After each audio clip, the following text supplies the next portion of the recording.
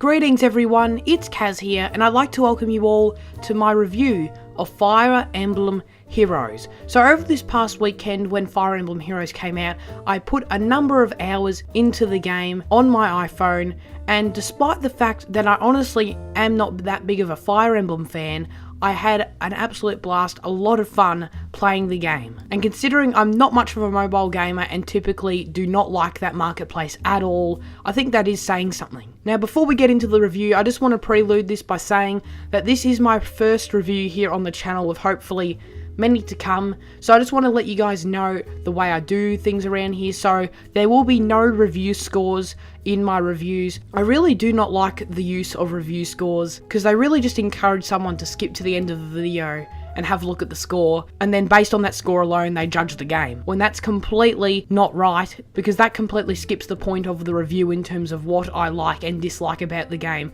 So my reviews will only include what my thoughts and final thoughts are on the game. But with all that said, let's hop right into the review. So at its core, Fire Emblem Heroes is exactly like any other Fire Emblem game in the series that you would be used to, which is great. And even though the main story and the plot of the game is relatively simple, it does do its job of bringing together all the heroes of Fire Emblem's history well enough that I'm willing to forgive it in that respect. And it's not like the story's utter trash, it's just clearly not a huge amount of thought has been put into it. The game essentially places you as a summoner of sorts who is in charge of bringing together the heroes from Fire Emblem's history in order to fight an evil empire that is looking to take over. And as I mentioned, this obviously is a very generic and simple formula, but it's one that is fine, it works fine, and it does its job. I can't really be whinging if a mobile game doesn't have a deep plot. So the main story is broken up into a number of different chapters in which you travel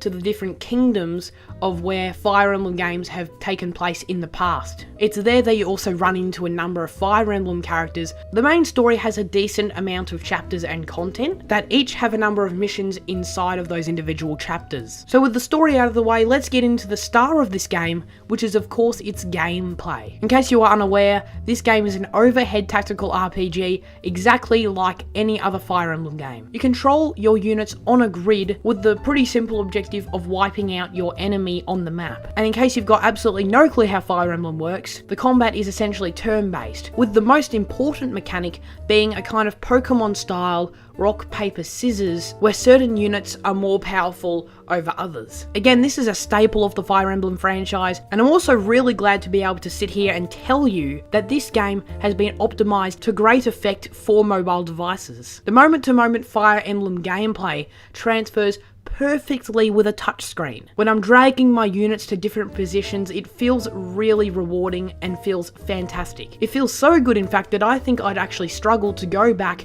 to any other regular Fire Emblem game where you have to use traditional controls to do the same thing. And to be honest, it is rare that a game's controls are enhanced with a phone on touchscreen, which is of course the case here. How many times have we seen games of popular franchises brought over to the mobile platform, but it controls like absolute garbage because of the limitations of the touchscreen? But that issue is certainly not one with Fire Emblem Heroes. The maps themselves are perfectly sized for a mobile device. They're played on a vertical screen, and since there are only 8 units on screen at one time, 4 being your own and 4 being the enemies, it really works well with not overwhelming you with too much stuff going on at one time, especially on a small screen. Now, as I'm sure you guys are aware, most gaming experiences on mobile are extremely watered down in terms of mechanics and systems, but this is not the case with Fire Emblem Heroes, and it is one of its biggest strengths. The systems and mechanics run almost as deep as any core game in the regular series. There are so many different options with how you want to manage your units. And to be honest, it is overwhelming, but I can assure you it's overwhelming in a good way. And while the basic moment-to-moment gameplay doesn't actually require much of a learning curve, it's pretty simple to pick up,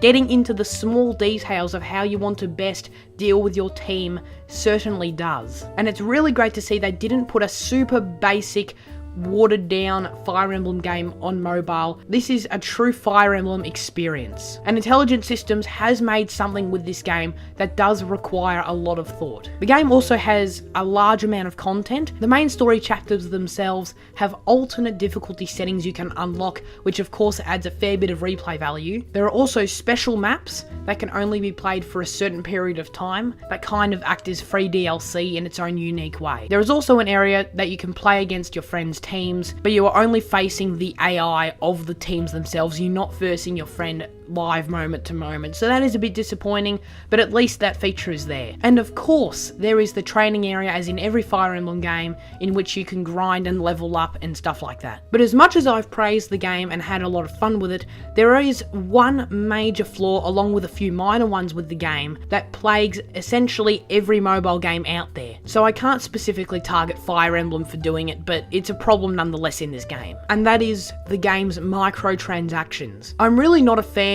of the whole free-to-play culture at all, let alone it being in this game. Now don't get me wrong, Fire Emblem Heroes is nowhere near as pushy in terms of you constantly spending money as a lot of other games out there in the marketplace. But it really does bother me still nonetheless, especially with what happened with Super Mario Run. They charged a set amount of money for that, which I really loved. Nintendo did the right thing there, and now they've seemed to have taken a step back with that with Fire Emblem Heroes. Orbs kind of act as the main currency for the game, and orbs are required to summon heroes in the game, which is of course Fire Emblem Heroes' biggest kind of unique feature, which can be frustrating. And because summoning heroes is based on pure chance, it is something that is hard to get the most out of if you aren't spending any money in the game. Especially since you have a very limited chance of getting any decent heroes with the small amount of summoning you can do for free without spending any money. So I can envision so many people really wanting to get great heroes 5-star pulls, and they're willing to just fork out a ton of cash. So from that perspective, I guess it makes a lot of sense business-wise, but again, it's not good for the video game culture as a whole. Staying on topic with the kind of free-to-play culture, this game also has a stamina system where eventually you'll not be able to play the game any longer if you play for an extended period of time. And then it'll also then charge back up over time if you wait it out. A lot of other mobile games do something similar to this, where you've got to wait for certain things to occur, or you can spend real money to accelerate the process. So in that respect, Fire Emblem Heroes doesn't do it uniquely at all. But the inclusion of a stamina system in this game is kind of weird. I mean, I played Fire Emblem Heroes for about probably an hour and a half straight at one point on the weekend, and I had no problem with the stamina system. So in my experience at least, the stamina system is so forgiving, I actually wonder why they even bothered to put it in the first place. So that feature does have me scratching my head a little bit. Another kind of minor nitpick I have with the game is the fact that it uses friend codes. To add someone on your friends list in this game, you essentially need to send them your friend code, similar to the way it's done on 3DS. This is absolutely absurd. I mean, come on. Friend codes are so annoying, they're ridiculous, and the fact that a brand new mobile game releasing in the year of 2017 uses friend codes is honestly just baffling. There are so many other ways it could have been done. You could have been able to look at through your contacts, done through your social media accounts, and they decided to use friend codes. It's even more bizarre because Super Mario Run didn't use friend codes, yet this game does. I don't know how this came to be. Maybe it was just a kind of miscommunication. One hand didn't know what the other hand was doing between Nintendo and Intelligent Systems. That's the only kind of excuse I can come up with for it anyway. But despite those negatives, overall, the positives definitely do outweigh the negatives with Fire Emblem Heroes. Even though it has a relatively weak story compared to the rest of the Fire Emblem series, the fact that gameplay-wise, there is a very deep and brilliantly executed strategy RPG in Fire Emblem Heroes available on your mobile device, and that fact is very positive. I highly recommend that you give Fire Emblem Heroes a go, and you should definitely do so even if you've never played a Fire Emblem game before. And considering it is a free download on almost every smart device available, there's really no reason why you shouldn't just give it a go and see how you feel about it. So what do you guys think of Fire Emblem Heroes? If you have played it, make sure you let me know in the comment section below. Also let me know if you enjoyed today's review. But that's enough from me. Thank you all very much for watching. I'll see you all in the next video. Farewell.